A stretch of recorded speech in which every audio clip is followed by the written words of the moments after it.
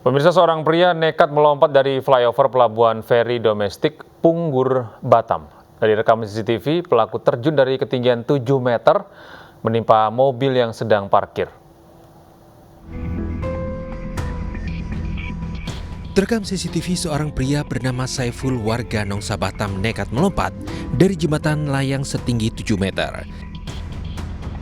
Saiful jatuh tepat di atas mobil milik warga yang sedang parkir.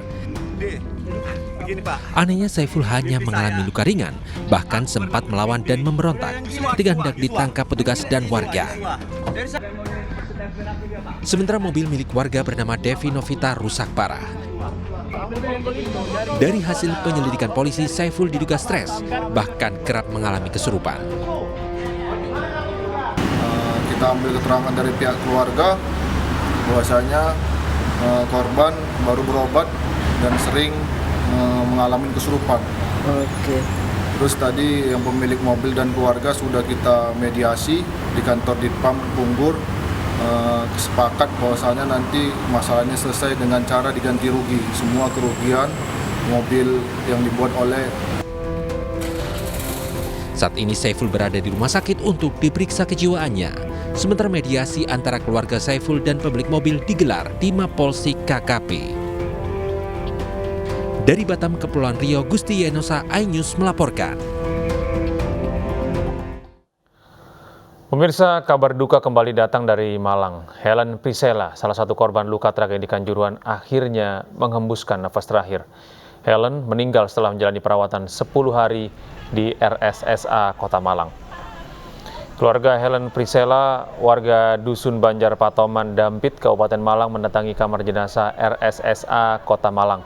Helen, yang merupakan salah satu korban tragedi Kanjuruhan, meninggal dunia setelah 10 hari kritis. Selain keluarga, manajer tim Arema Ali Rifki dan Wali Kota Malang Sutiaji menunggu jenazah yang masih menuju transit kamar jenazah RSSA Kota Malang.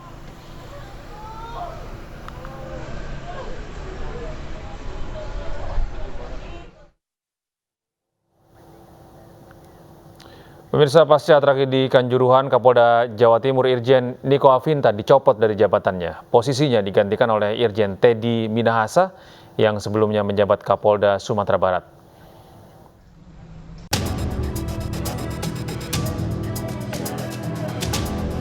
Kapolri Jenderal Listio Sigit Prabowo mengganti Irjen Niko Afinta dengan Irjen Teddy Minahasa sebagai Kapolda Jawa Timur. Niko Afinta dimutasi menjadi staf ahli sosial budaya Kapolri Jenderal Listio Sigit Prabowo. Hal itu termuat dalam surat telegram Kapolri tertanggal 10 Oktober 2022. Irjen Niko Afinta menjadi sorotan publik terkait tragedi Kanjuruhan. Sejumlah elemen masyarakat bahkan meminta Niko Afinta mundur dari jabatannya.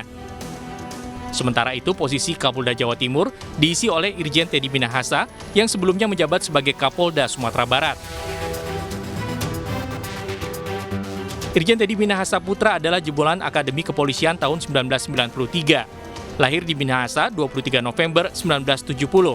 Irjen Teddy diangkat sebagai Kapolda Sumatera Barat 25 Agustus 2021.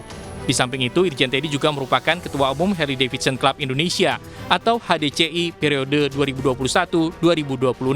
Beberapa jabatan penting pernah dipegangnya, diantaranya staf ahli Kapolri, Wakapolda Lampung, Kapolda Banten, Karopaminal di Propam Polri, dan juga ajudan Wakil Presiden Yusuf Kala. Dari Surabaya, Jawa Timur, tim liputan iNews melaporkan. Sementara itu, tim gabungan independen pencari fakta memeriksa pengurus PSSI terkait tragedi Kanjuruhan. Selain PSSI, TGIPF juga menjadwalkan pemeriksaan terhadap LPSK dan PT Liga Indonesia Baru. Ketua Umum PSSI Muhammad Iriawan dan jajarannya menjalani pemeriksaan oleh TGIPF kasus Kanjuruhan di kantor Kemenko Polhukam. Turut hadir Sekretaris Jenderal, Wakil Ketua Umum Komite Banding dan Komite Etik PSSI. Pemeriksaan ini dipimpin langsung oleh Menko Polhukam Mahfud MD selaku Ketua Tim Gabungan. TGIPF pun dimintai keterangan terkait tragedi Kanjuruhan yang menewaskan 132 jiwa. PSSI bertanggung jawab atas pengawasan seluruh klub sepak bola yang berlaga di tanah air. PSSI juga akan dimintai klarifikasi terkait temuan-temuan TGIPF. Ada semua, mulai legalitas awal sampai akhir, sampai laporannya Matchcom, semuanya dalam pertandingan diserahkan kepada tim semuanya untuk dievaluasi apa yang kurang, apa yang harus dibenahi. Kita yakin tidak ada yang sempurna, PSSI tidak sempurna, pasti perlu masukan-masukan, perlu usulan-usulan dari semua lapisan masyarakat. Ini tokoh-tokohnya sudah kumpul semua, jadi kita harapkan masukannya ke depan akan jadi lebih baik bagi Persepak. Pemirsa, 2 dari total 6 orang tersangka yang telah ditetapkan jadi tersangka tragedi Kanjuruhan masih diperiksa di Polda Jawa Timur. Kedua tersangka yang diperiksa panitia pelaksana pertandingan Abdul Haris dan juga security officer Suko Sutrisno.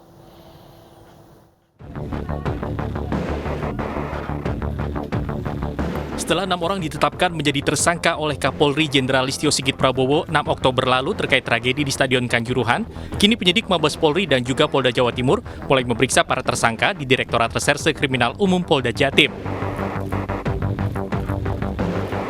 Hingga Selasa siang, baru 2 tersangka yang mendatangi Polda Jatim untuk menjalani pemeriksaan, yaitu Abdul Haris, panitia penyelenggara pertandingan yang datang didampingi 2 orang pengacaranya, dan tersangka Suko Sutrisno, security officer yang juga mendatangi Polda Jatim didampingi oleh pengacaranya. Ya, kita mengikuti proses hukum. Pada prinsipnya kita taat hukum lah, akan kita ikuti proses yang nanti apa yang oleh penyidik. Yang lain-lain nanti silakan ke pengacara saya, Pak Urus sama Pak Sunarso. Sementara menurut Kabid Humas Polda Jatim Kombes Pol Dirmanto, 3 tersangka lain dari polisi masih menunggu permohonan untuk didampingi penasehat hukum. Sekalian 3 orang anggota itu Kompol WS, AKPH dan AKPBS tadi juga sudah datang. Namun demikian yang bersangkutan mohon waktu untuk diundur. Karena apa? Karena yang bersangkutan datang tidak didampingi oleh penasihat hukum.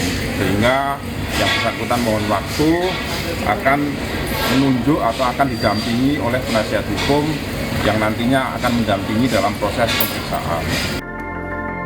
Sedangkan 1 tersangka lain yaitu Dirut PT LIB dijadwalkan jalani pemeriksaan besok. Dari Surabaya, Jawa Timur, Hari Tambayong, iNews melaporkan. Tim Gabungan Independen Pencari Fakta Tragedi Kanjuruhan menemukan adanya dugaan penggunaan gas air mata kadaluarsa dalam tragedi yang menewaskan ratusan orang.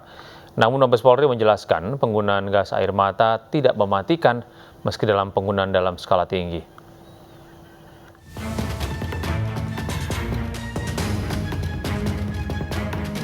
Penggunaan gas air mata oleh aparat kepolisian dalam tragedi Stadion Kanjuruhan Malang yang menewaskan 132 orang menuai polemik. Banyak pihak menduga ratusan orang tewas dalam tragedi Kanjuruhan ini salah satunya akibat gas air mata. Kadif Humas Polri Irjen Dedi Prasetyo mengklaim gas air mata tidak mematikan meskipun digunakan dalam skala tinggi. Sama halnya dengan gas air mata juga kalau misalnya terjadi iritasi pada pernapasan pun ya sampai saat ini belum ada jurnal ilmiah menyebutkan bahwa ada fatalitas gas air mata yang mengakibatkan orang meninggal dunia, termasuk dari tadi Prof. Madegegel.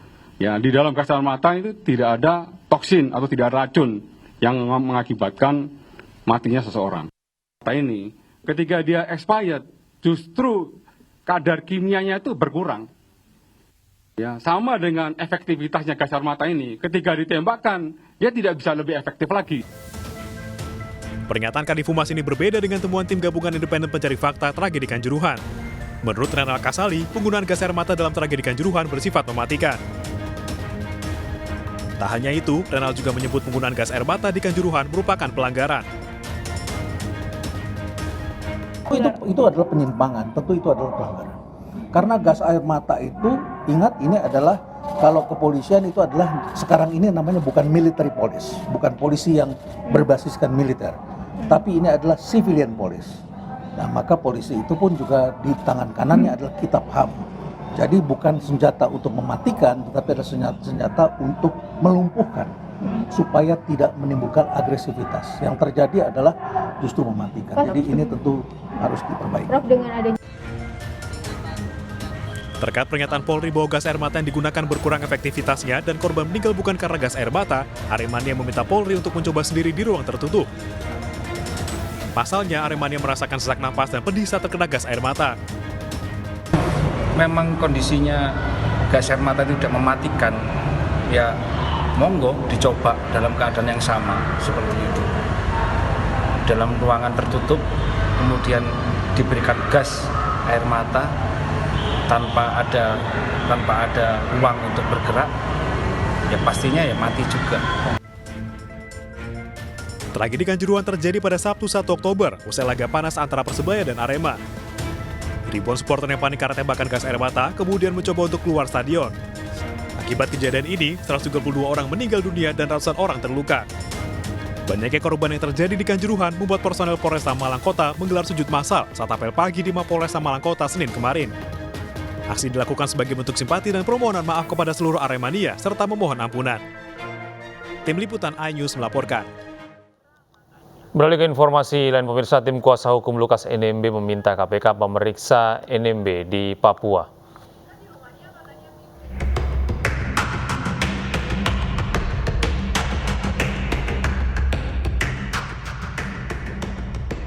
Kuasa hukum Lukas NMB Senin kemarin mendatangi gedung KPK untuk menyerahkan surat penolakan bersaksi atas nama istri dan anaknya. Namun tim kuasa hukum tidak bisa menemui penyidik.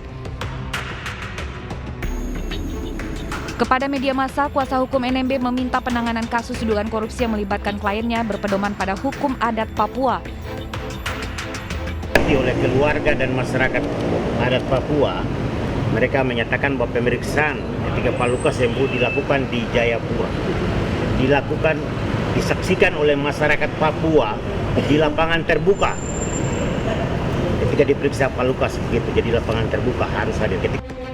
Menanggapi penolakan bersaksi atas nama istri dan anak Lukas NMB, Jubir KPK Ali Fikri menilai keluarga Lukas NMB boleh menolak untuk bersaksi namun wajib hadir memenuhi panggilan KPK. Jadi perlu kami sampaikan bahwa di dalam hukum acara pidana atau KUHAP itu tidak ada satu aturan yang kemudian mengharuskan saksi didampingi oleh penasihat hukum ketika memberikan keterangan di hadapan penyidik. Dan kami juga ingin tegaskan, baik itu anak maupun istri dari tersangka LE, kami panggil sebagai saksi bukan hanya untuk berkas perkara dengan tersangka LE, tetapi juga untuk berkas perkara dengan tersangka yang lain dalam kasus yang sama. Sejak ditetapkan sebagai tersangka gratifikasi Gubernur Papua Lukas NMB, KPK belum berhasil memeriksa NMB. NMB 2 kali mangkir panggilan KPK dengan alasan sakit. Dan Rem 172 Praja Wirayakti Brigjen TNI Juinta Ombo Sembiring menyampaikan belum ada permintaan dari Komisi Pemberantasan Korupsi untuk memperketat penjagaan di wilayah perbatasan termasuk jalan-jalan tikus atau jalan setapak disko hingga Senggi, Papua. Secara permintaan resmi kita belum ada, namun koordinasi dengan pihak kepolisian, baik Polda, koordinasi dengan pos-pos TNI, pos-pos polisi di pasar tetap dilakukan untuk mengantisipasi hal tersebut. Lukas NMB pernah melintas ke Papua New Guinea tanpa dilengkapi dokumen negara melalui jalan tikus. NMB keluar negeri tanpa izin Mendagri. NMB kemudian dideportasi karena tidak memiliki dokumen resmi. Dari Jayapura, Papua, Omega Batko Rumbawa, iNews melaporkan. Kembali diterpa isu ijazah palsu, Rektor Universitas Gadjah Mada memastikan ijazah Presiden Joko Widodo adalah asli. Putra sulung maksud kami, Jokowi yang juga Wali Kota Solo Gibran Rakabuming menyatakan setiap tahun ijazah ayahnya selalu dipersoalkan.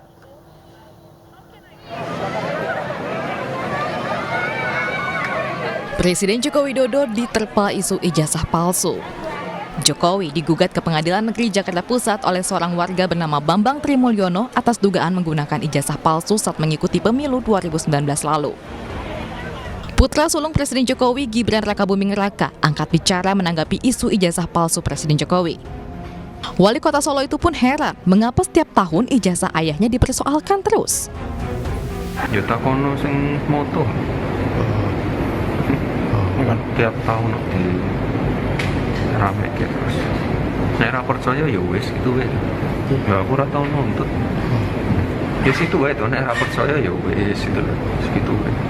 Percaya ya silakan. Sementara itu, Universitas Gadjah Mada menggelar konferensi pers untuk mengonfirmasi keaslian ijazah Presiden Jokowi. Bapak Insinyur Joko Widodo dinyatakan lulus dari UGM tahun 1985 sesuai ketentuan dan bukti kelulusan berdasarkan dokumen yang kami miliki. Yang ketiga, atas data dan informasi yang kami miliki dan terdokumentasi dengan baik, kami meyakini mengenai keaslian ijazah sarjana S1 Insinyur Joko Widodo dan yang bersangkutan benar-benar lulusan Fakultas Kehutanan Universitas Gadjah Mada. Isu ijazah palsu Jokowi bermula dari upaya Bambang Trimulyono, penulis buku Jokowi Undercover, melayangkan gugatan atas dugaan ijazah palsu pada Pilpres 2019.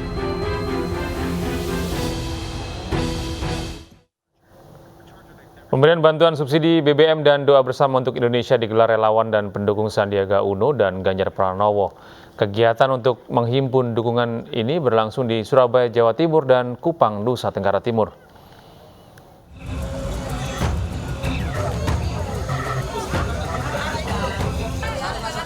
Untuk membantu memulihkan ekonomi pasca penyesuaian harga BBM, Gerbong Pecinta Sandi Uno memberikan bantuan subsidi BBM kepada para pengemudi ojol di Surabaya, Jawa Timur. Para pengemudi ojek online cukup membayar Rp4.000 saja untuk mendapatkan 2 liter bensin jenis Pertalite. Antusias pengemudi ojol sangat tinggi. Hal ini dibuktikan dengan habisnya 250 kuota penerima bantuan BBM. Mereka berterima kasih atas bantuan yang diberikan dan mendukung pencalonan Sandiaga Uno pada Pilpres 2024 mendatang.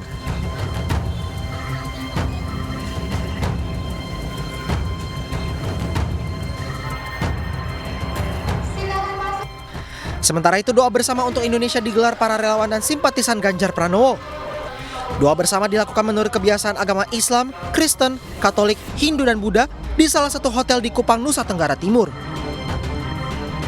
Kegiatan doa bersama untuk Indonesia oleh relawan Mak Ganjar ini merupakan ikhtiar dan konsolidasi Ganjar Presiden untuk Presiden 2024, sekaligus upaya mengenalkan sosok Ganjar bagi kaum perempuan di Nusa Tenggara Timur. Tim Liputan iNews melaporkan. Jelang perhelatan konferensi tingkat tinggi G20, Korlantas Polri meluncurkan mobil komando full spesifikasi ke Bali. Mobil komando yang menjadi pusat kendali informasi lalu lintas ini memantau seluruh CCTV yang ada di Indonesia.